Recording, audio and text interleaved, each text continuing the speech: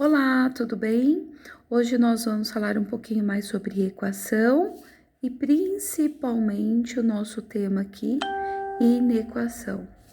Primeiro, para que eu chame realmente uma sentença de equação, ela precisa ter uma incógnita, que nesse caso eu usei o x, mas necessariamente não precisa ser o x, pode ser o A, o W, qualquer letra. E precisa ter o sinal de igualdade. Por que igualdade? Se caso ele tiver o símbolo de desigualdade, que seria esse símbolo de maior, de menor, maior ou igual, menor ou igual, nós vamos ter uma desigualdade, que no caso eu deveria chamar de inequação. Voltando aqui, na minha equação, eu dei o primeiro exemplo como x igual a 14. Então, quem é meu x? X é igual a 14, então o meu conjunto de solução é 14.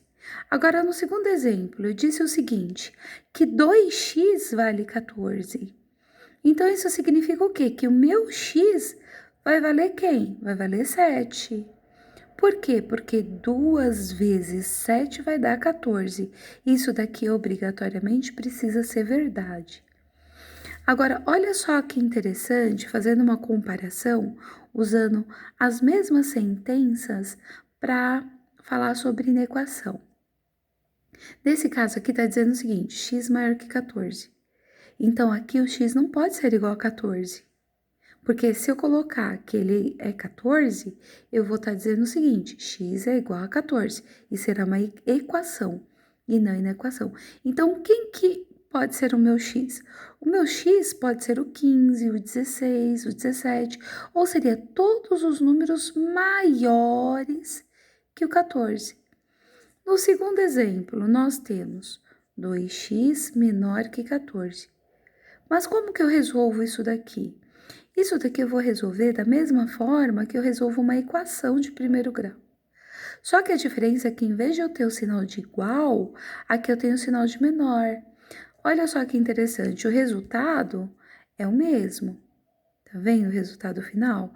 Só que a diferença é isso daqui, ó. Porque aqui tá dizendo o seguinte, que x é menor que 7. Então, se x é menor que 7, ele não pode ser o 7. Ele vai ser quem? 6, 5, 4, 3, 2, 1, 0, menos 1. A tendência é ir para o infinito dos negativos. Agora, algo que é muito importante a gente relembrar são alguns dos símbolos matemáticos.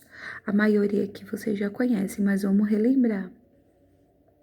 Esse aqui significa maior, menor, maior ou igual, menor ou igual. Esse S significa o meu conjunto solução. O conjunto universo. Toda vez que eu estiver falando em U, que é o meu conjunto universo, normalmente ele vai especificar qual é o conjunto universo a qual ele vai pertencer. Ou é o conjunto dos naturais, ou vai ser do conjunto dos inteiros, dos racionais, dos irracionais ou dos reais. Agora, eu gostaria que vocês prestassem bastante atenção para esses dois termos. Aqui, ó, é uma barra, tá? Essa barra significa tal que. E esse E significa pertence. Só lembrando de um pequeno detalhe, que é esse asterisco. Quando ele aparecer junto a algum símbolo de conjunto numérico, o que você vai ter que fazer? O zero não poderá estar incluído no conjunto solução, somente quando tiver esse asterisco, tá? Mas para que a gente usa isso? Olha só que interessante, eu dei até alguns exemplos aqui, ó.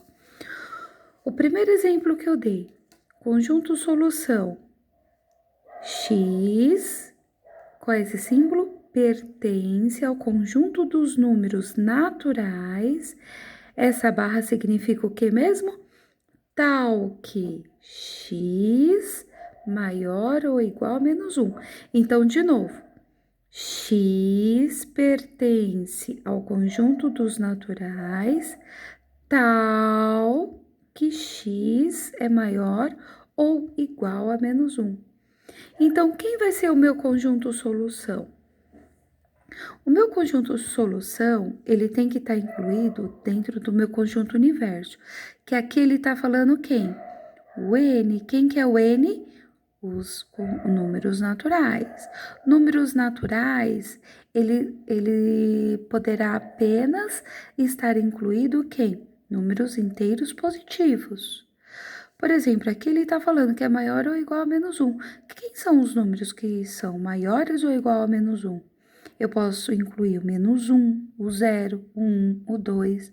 Só que exclusivamente nesse caso, eu não vou poder usar quem?